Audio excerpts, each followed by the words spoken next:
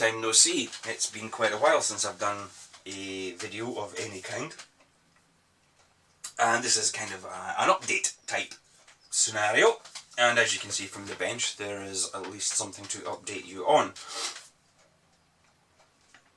The last time you saw the Corsair kit, it was basically just separate parts on their trees. Now it's lots of parts attached to lots of other parts, and now resembles a Corsair F4U1A in 1/32nd scale. A big SOB that it is. There's actually nothing really to report about this kit because, and I'm blue in the face saying this, it's a new Tamiya kit. So therefore, the engineering that has gone into this kit probably surpasses the engineering that went into the plane in the first place. It is an absolutely amazing piece of plastic, or pieces of plastic. Fit wise, I'll give you an example. When I was putting the lower wing half and the upper wing halves on the downward part of the gull wing, you get the end spars in case you want to show the wings folded, but you have to fit them anyway, just because. And I had the part in the tweezer, and I had the lower wing half in my hand, and it fell out of the tweezer and located. The fit is that good. There is also no ambiguity. I mean, the part count on this thing is, I don't know how many parts this thing has. It doesn't actually, normally they usually say, don't they, X number of parts. I can't see where it says anything about the part count, but anyway, I mean, there's so many trees. I mean, I did actually take Tamiya's advice and labelled with, you know, just put a little bit of tape around each of the sprue, A, B, C, D, E, F, because there are lots of, and you're jumping back and forward, and seriously, if you get this kit, or any big kit, I'm going to be doing that from now on because it made it so much easier to locate the tree that I was looking for. But there is literally no ambiguity whatsoever. The fit, it's not even modelling, it's just assembly. There was no modelling skills required in the building of this kit, but they don't leave anything to chance, Tamiya. If, for example, again, going back to the wing roots, where you have identical parts either side, or they look identical, but there's a left hand and there's a right hand, it might be easy from another manufacturer to fit the wrong one on the wrong side, and then when later on when you're trying to fit another part to it, you can't because you've got this part glued in the wrong way, or even though it looks right. As I say, Tamiya have thought about all that. They've taken all that into account. Each part will have a unique way of fitting, like it might be a round locating pin, or a square or a rectangular locating pin. You cannot make those mistakes, and that is true right through the whole kit. And everything has a place to go, a specially designed place that might be, for example, in the wheel struts. One of the supporting struts will come up and it'll fit in such a way that it can't fit any other way. You can't screw it up because they are quite complex wheel struts on the Corsair. And as I said, that goes for every other sub-assembly. I decided not to do any additional detailing in the cockpit because, to be honest, it's pretty good as it is. Tamiya, everything's present and correct. Nicely, even the smaller details, the switch gear. Okay, the actual toggle switches might not be there, but I didn't bother putting any of the cables from the quadrants or anything like that, just because it's detailed enough. And I am going to show this one with the window, with the canopy open, slid back, and that's a decision you have to make quite early on. In that one of the dorsal spine parts is unique to either the canopy being closed or the canopy being open. But I decided in this instance to show open. Because the Corsair is such a distinctive plane elsewhere, it doesn't need the uniqueness of its closed canopy shape to make it look like a Corsair. So I'm showing that open. And the seat belts, that's the only thing I did add to the cockpit, as you already know. I got the Edward fabric seat belts, which are actually made of fabric, because that's what they're called, fabric seat belts. They're pre-coloured, which is fair enough. And again, with US seat belts, that's quite handy because they have this stitching that, you know, this dark brown stitching on the lighter colour, which can be a bit tricky. But being fabric, Edward actually gave you instructions on how to scrunch them up and how to stain them so that you can have them sitting so that they look like they've been cast aside haphazardly by the pilot when he was alighting the aircraft. The one disadvantage of them is that they're only printed on one side, so you can't have your belt folded over, because otherwise it'd be, unless you decide to paint it, but I'm not quite sure how that would work out, because it being fabric, the way it would absorb the paint, so I don't know about that. But you can have them look quite realistic, and you get a separate little photo etch fret with all the buckles, so you actually have to thread them through, so they do look like quite realistic little seat harnesses. And I kind of got the seat the way I wanted as well, that heavily chipped or heavily worn look that the seats, I based it on a seat in that reference book that I have. And the way I did that was I painted it the green, I sprayed everything green, put the aluminium on, and then went back with a brush lightly coated with the green paint and dabbed around the outside randomly, and it created that chipped paint look. But obviously the colour, the paint colour being on the top, as it were. Quite often when you're doing chipped paint, you're adding the chipped paint colour on top of the paint that's chipped, which is technically the wrong way around.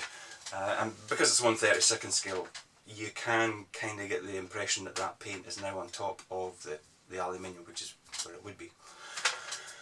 And the only other additional detailing that I have added is that Edward cowling flap actuator set, which, unbeknown to me, I thought it was just the cowling flaps that came in the set, but you got some additional detailing for the engine as well, pipe clips, and you are given in the ignition harness, but being photo etched, that means it's flat. Now that's fine if you're looking at it purely from the front, but if you're looking at a side view, you'll see the flat, you know, what should be little pipes, you'll see them as being flat, so I discarded them and used lead to give it that 3D look.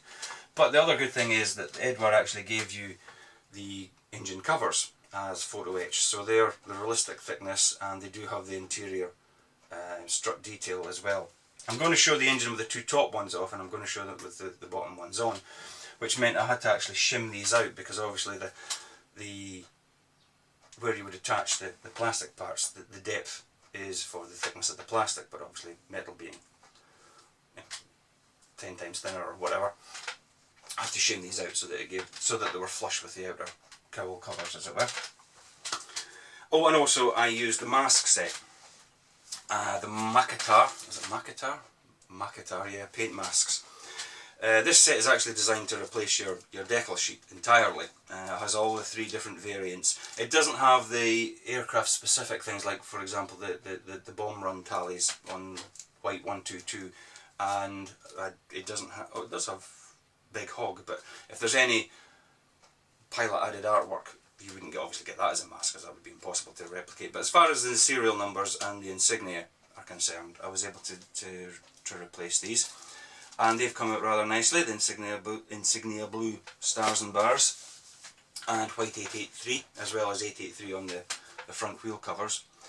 Again, I'm not going to use the stencil decals on the Tamiya sheet, because they're so thick they'll probably look like placards and can influence the way the weathering is applied. I'm hoping that the company who produces those rub-on transfers, I'm not sure if it's the same company, I'm not sure if it is Makatar, it might be, but anyway, they do these rub-on transfers for stencil data. I know they do them for the Thunderbolt, both in 1/48 and 1/32, but I don't think they do them for the Corsair yet. If they do bring them out, because I think this kit is worthy of the investment, I will get them, but they can go on at any time. In fact, I think it's best that they go on once you've done all your weathering and everything. And it is just a simple case, you put them on, rub it, peel it off, and you're left with the stencil mark. And it's matte, so they don't need any sort of additional varnishing to sort of tone them down a bit. But it does add that little bit extra, because there is quite a bit of stencil data, especially on the top where the fuel filler cap and everything is on the Corsair. One thing you do get with the masks is all the wing walkway areas, don't walk blah blah blah, and the actual areas for you to walk on. But to be honest, I think I'll probably discard these ones and just create my own masks. I mean, you do get the decals, but I'm not going to use the decals, and use Tamiya tape, because the white the yellow tape against the blue will be quite prominent, so that I can make sure the lines are perfectly parallel. With the masks, which are kind of a clear smoky colour, against the dark blue, it might be tricky to make sure that these lines are all nice and uniform. So, but that's where we are, as I say, with the Corsair. Advanced weathering now, and as I say, I want to take my time with this one. There's going to be bits here and there to go on, the wingtip lights, the navigation lights, and what have you.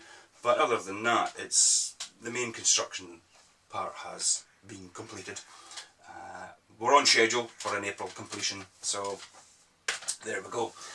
The Blohm Voss, I've managed to get started back on that one. It's now been painted, as you can see, and the wheels are on. It's just about to get deckled so that I could get a matte coat on and start doing all the panel specific weathering. I did the salt technique on this one, which I suppose in some, you can see it in some areas, but it's now that I've put some other weathering on top of it, I think it's kind of hidden it a little bit.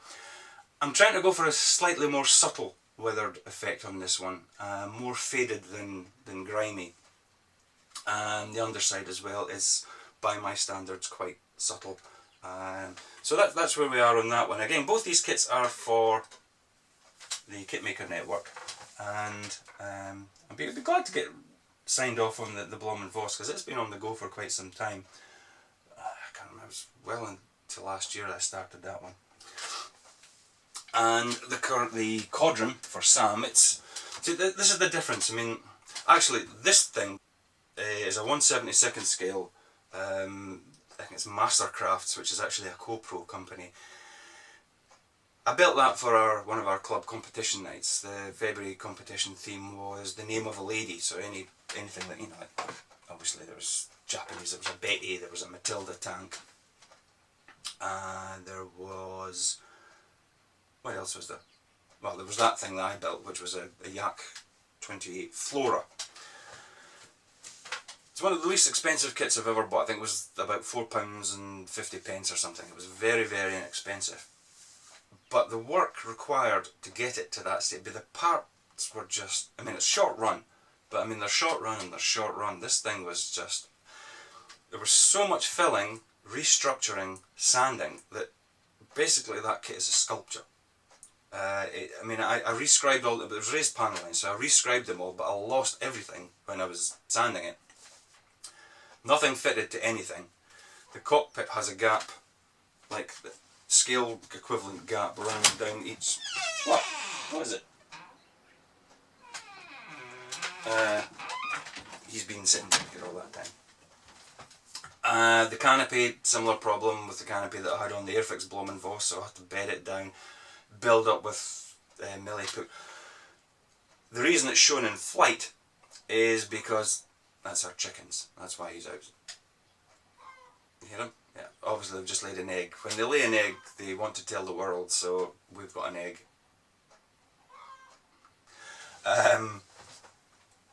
Yeah, the wheels were of such low definition. They were basically just extensions of the sprue. Unusable. I mean, you couldn't even tidy them up. They were just so bad that I decided I couldn't even use the wheel covers. I couldn't even glue the wheel covers into the holes. So basically what I did was just filled it with milliput and sanded it as best I could.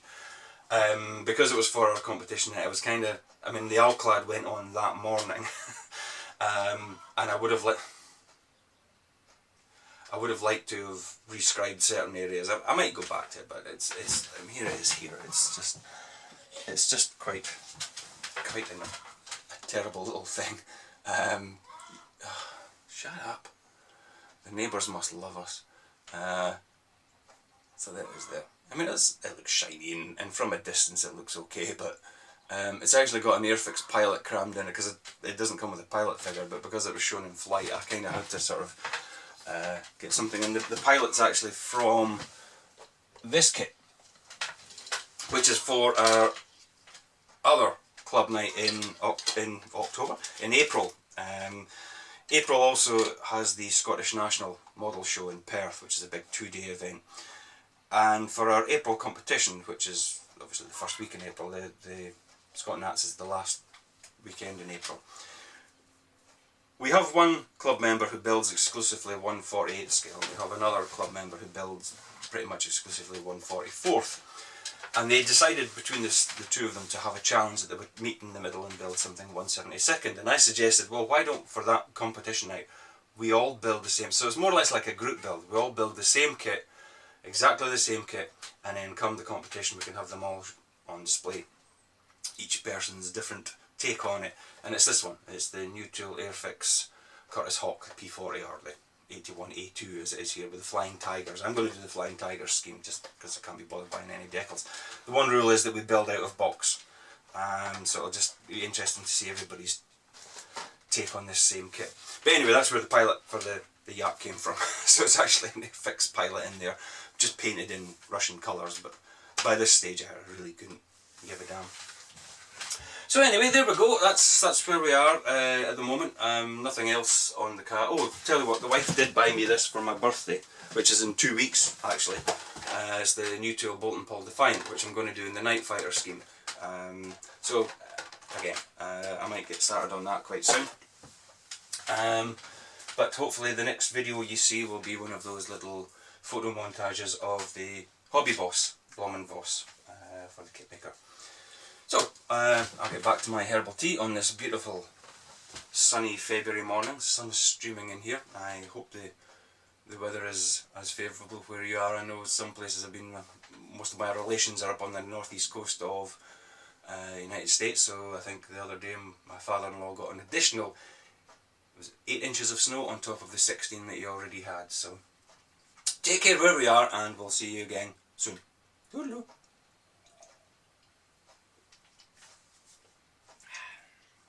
Better than nothing, you know.